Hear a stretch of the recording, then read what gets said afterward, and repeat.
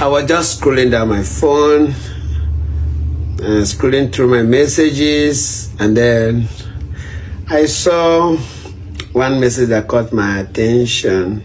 Uche Aka Olisa.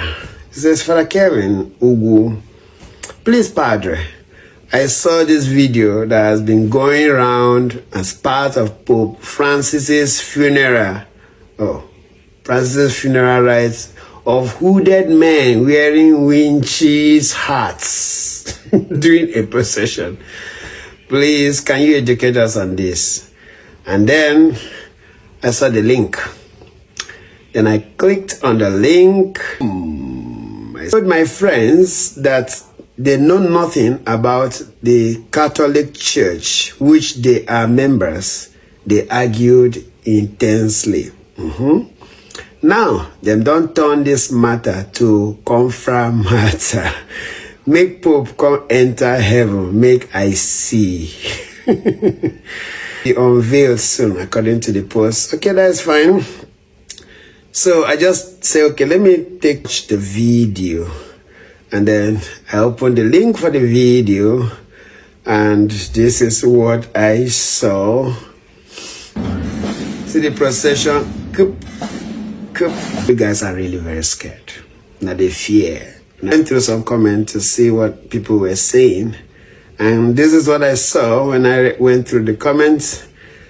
Somebody sent this one. He said, the Pope is burning in hell already.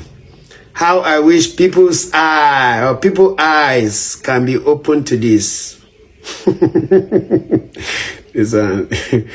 Another one, okay, for Tony. He says, the end time is rapidly unfolding before the world.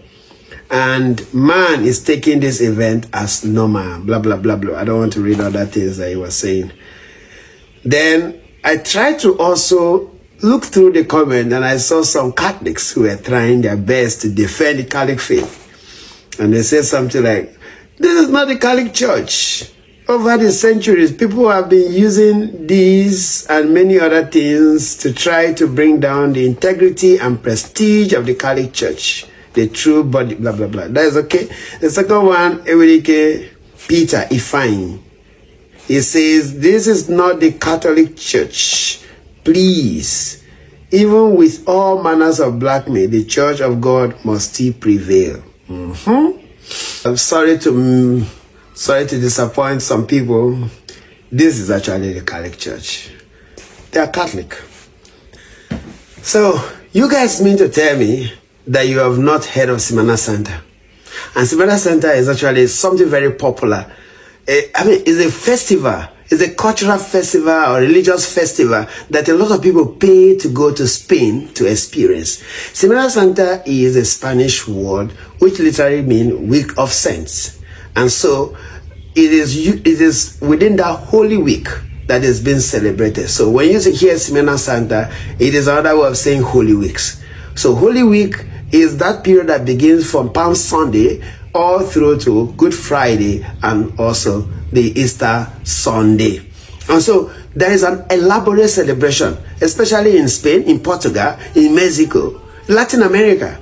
And in this celebration, they have this flamboyant way of dressing. Semana Santa is one of the major festivals in Portugal, in Mexico, in Latin America. It is a festival that is well attended by millions of people. They gather within the Holy Week period. Is a religious festival, or you could say a religious moment where people pray and more or less like exhibit and carry out every of those things that Jesus went through from Palm Sunday to when he died and rose. It is considered the major annual celebration in Spain, in Portugal, and most Latin American countries. In fact, Mexico City alone, you will see thousands of people counting into millions.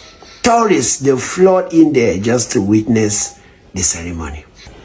It is a procession during the Holy Week meant to reenact a different episode of the Passion and Resurrection of Christ.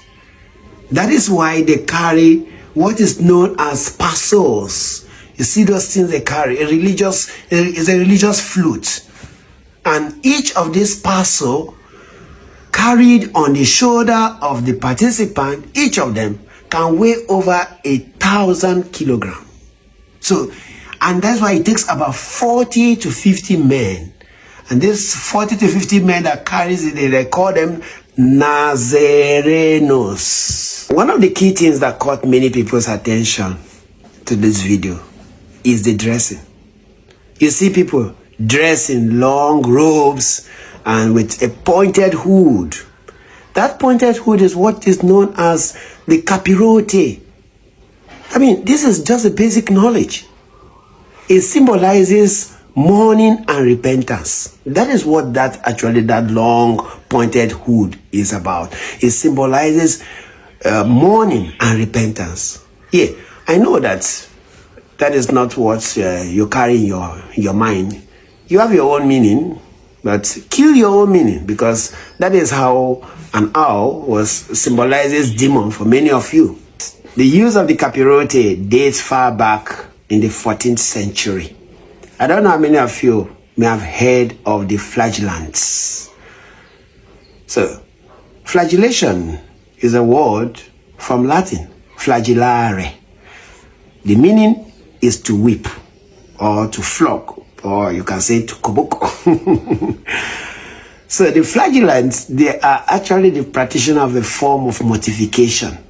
The mortification of the flesh, by whipping their skin with the various instruments of penance. So they try to whip their skin, whip their body, mortification, something that some of you more or less call maintaining grace.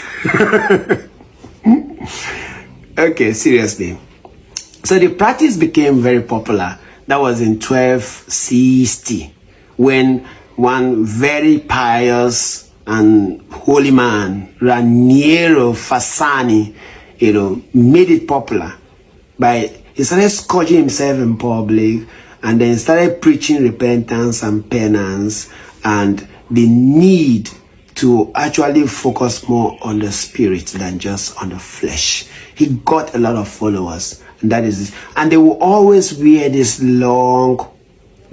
hood covering their face. And the essence is because they want to focus more in their inside. They don't want people to see, oh, I am the one that is trying to be so repentant or so. They just want it to be that it is me and my God alone. So that is how this whole tradition of this hood came about, with this long pointed one and even a mask that will cover your face. Sometimes when we sit in the comfort of our room, we may not understand other culture. We may not understand other people and the reason why they do things. Look at crowd of people. They all gathered here just to witness this. And as I told you, what they are carrying sometimes weigh more than 1,000 kilograms. And it is a depiction, usually, of many of the sin of Jesus Christ. Like as you see here, is a depiction of a sin of the Last Supper. That is what they are carrying. And this is not just something very light, very heavy. And it's just a way of portraying this whole idea of the Holy Week. You may not like their dressing. It's scary, no doubt, sometimes, if you don't know the details. The lighting they carry is more like betrayal of Jesus. You may not like some of all those things, but the point still remains that you don't need to just stand up and say it is Pope Francis's burial funeral. It shows you are ignorant. It shows you are just naughty. It doesn't show somebody who is serious.